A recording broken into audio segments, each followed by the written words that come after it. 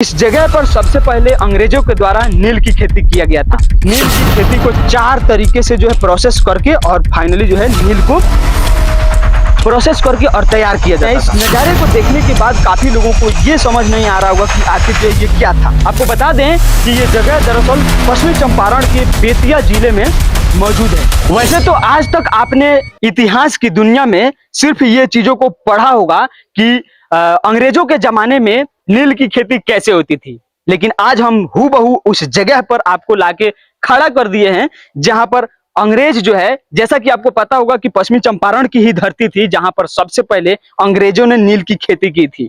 खेतों को जो है कैसे किया जाता था, नील की खेती को कैसे किया जाता था, इसके अलावा उनकी सारी प्रक्रियाएं क्या होती थी, किस जगह पर किया जाता था, इतना ही नहीं बल्कि जगहों का जो है मतलब कि किस तरह से जो है मकान बनाया गया था, कहाँ कुछ कैसे होता था, आज हम हूबहू उस जगह पर मौजूद हैं। आपको बता दें कि ये जगह दरअसल पश्चिमी चंपारण के बेतिया जिले में मौजूद है और बेतिया शहर से करीब 11 किलोमीटर की दूरी पर जो है ये मौजूद है। आपको बता देना चाहते हैं कि इस जगह पर सबसे पहले अंग्रेजों के द्वारा नील की खेती किया गया था। कैमरामैन थोड़ा सा आप इन सारे नजारों को अच्छे से कैप्चर कीजिएगा।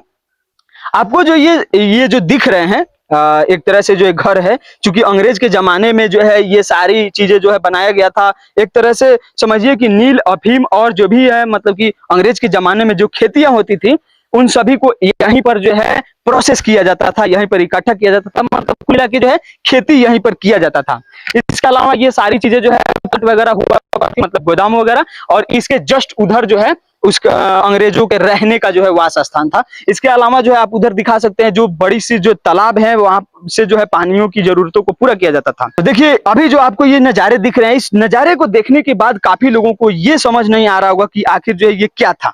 दरअसल ये जो है प्रोसेसिंग प्लांट था जिसको अलग अलग नाम से जाना जाता था। अंग्रेज के जमाने में 3-4 तरह के अलग अलग नाम दिए गए थे, जो कि वेट था, नीलकुंड था और फर्मेंटेशन टैंक का नाम दिया गया था। इसके अलावा सेटलिंग टैंक का नाम दिया गया था।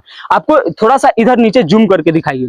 ये जो आपको कुएं की तरह जो एक तरह से दिख रहा है, यही वो कुंड था, ऐसे जो है प्रोसेसिंग प्लांट था। सबसे पहले जो है यहाँ पर लाया जाता था नील को काट के, उसके बाद यहाँ पर नील की खेती को 4 तरीके से जो है प्रोसेस करके और फाइनली जो है नील को प्रोसेस करके और तैयार किया जाता था। उन सारे प्रोसेस में जो है सबसे पहले सूखी नील को यहाँ पर डाला जाता था। इन सारे जो भी प्लांट जो आपको दिख रहे हैं, इन सारे प्लांट में इसमें डाला जाता था और उसके बाद जो है एक टैंक से निकाल के दूसरे टैंक में ले जाया जाता था, फिर तीसरे टैंक में निकाल के ले जाया जाता था और इस तरह से जो है उसका प्रोसेसिंग होता था। थोड़ा सा संक्षिप्त में हम आपको ये भी बता देना चाहते हैं कि कैसे कैसे प्रक्रियाएं होती थी। तो सबसे पहले इसे सूखी नील को जो है पत्तियों को, जो पत्तियां होती थी उसको टैंकों में भिगाया जाता था, जो कि वहां से पानी लाया जाता था, भिगोया जाता था। उसके बाद यहाँ पर जो है कुछ घंटे पत्तियों को नील का जो प्रोसेस होने में छोड़ दिया जाता था। उसके बाद जो है उसके अगले जो है कुंड में घोल को फेंटा जाता था, जैसा कि मतलब कि फेंट के और उसके बाद एक कुंड में भिगोने के बाद पास वाले कुंड में घोल डालकर उसे फेंटते थे, जिससे नील का नीला रंग जो है अलग हो जाता था। और इस तरह से ये सारी प्रक्रियाओं को करते हुए जो है नील को जो है पूरी तरह से तैयार किया जाता था।